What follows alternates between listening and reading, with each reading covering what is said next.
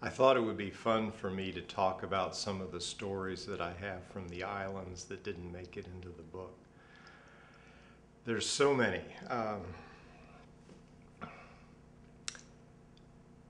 Some friends of mine and I were talking the other day about humor, that we wanted to get more humor into my books. And I was thinking that the humor in the islands doesn't really translate onto the written page quite as well. I'll just give you some examples. There was a little boy named Acorn.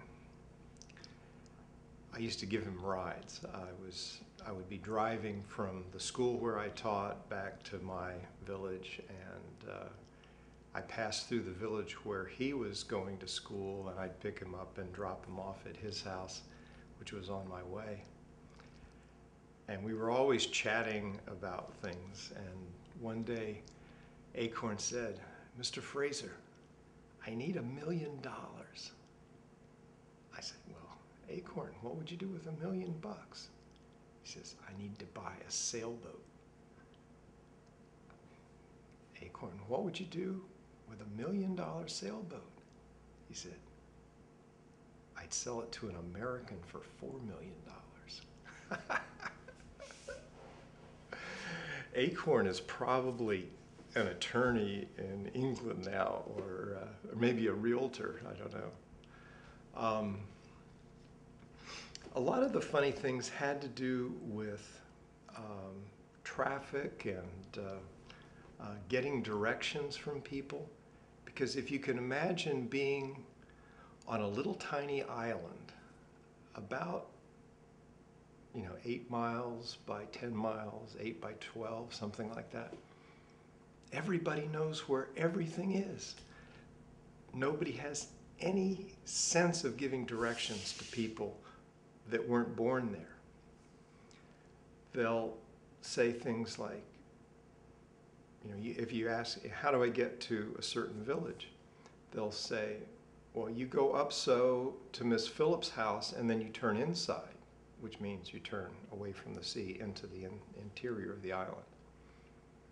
Assuming that you know where Miss Phillips' house is, because everybody knows where Miss Phillips' house is.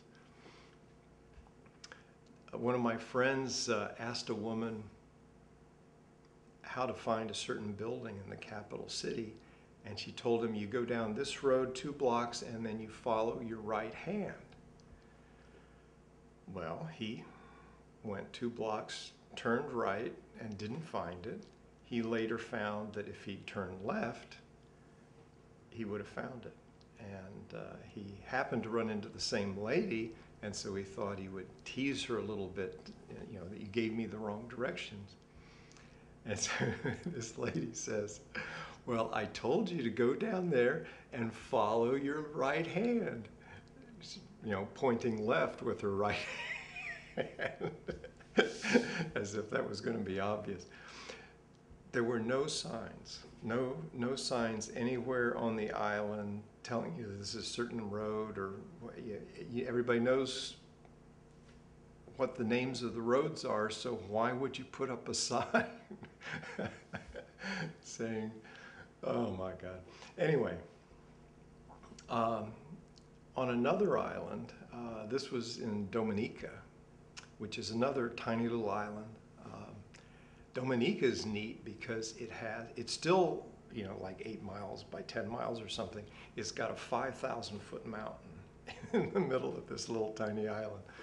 So they brag they have 365 rivers on the island because there's so much rainfall at the top, and there's all this water running down. But there were lots of rivers, lots of waterfalls. It's a really neat place to go. Anyway, there's this one place where it's a little bit level. They have a bridge that's maybe 150 yards long, like a football field and a half. A single lane bridge on a 2-lane road.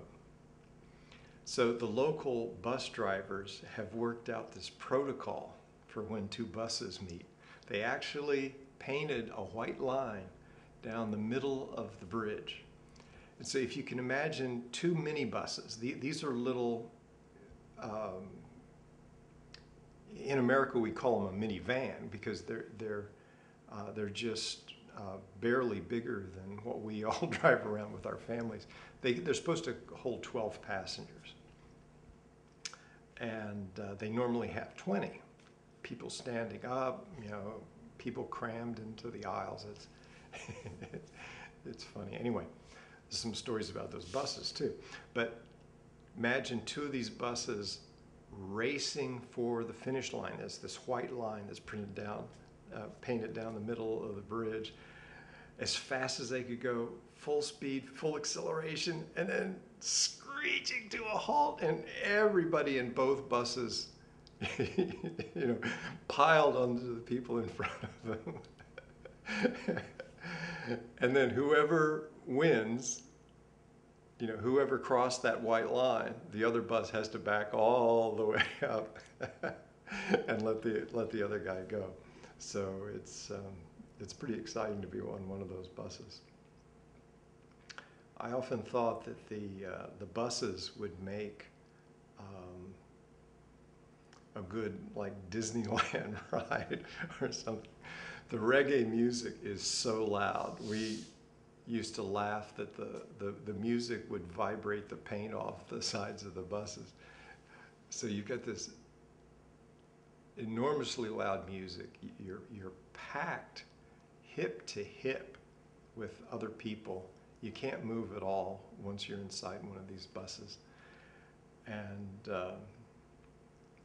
the roads are all curvy. There's hardly no straight roads. So you're going curve after curve after curve, and there's animals and children and cars driving. You basically have sides of the road, but nobody cares. So when you go around a curve, it's just as likely that there's going to be a car coming towards you on your side of the road as on the other side of the road. It's harrowing and wonderful to take a bus drive in the Caribbean. And the kids were just wonderful. I love those kids. I would have stayed there for the rest of my life. But they were wild. These are just jungle kids. They don't have any sense of obeying directions. One of the teachers in the school, this Caribbean guy that was teaching Spanish and English, we were talking one day about how unruly the kids were, and he said, it's like walking into the sea and trying to control the fish.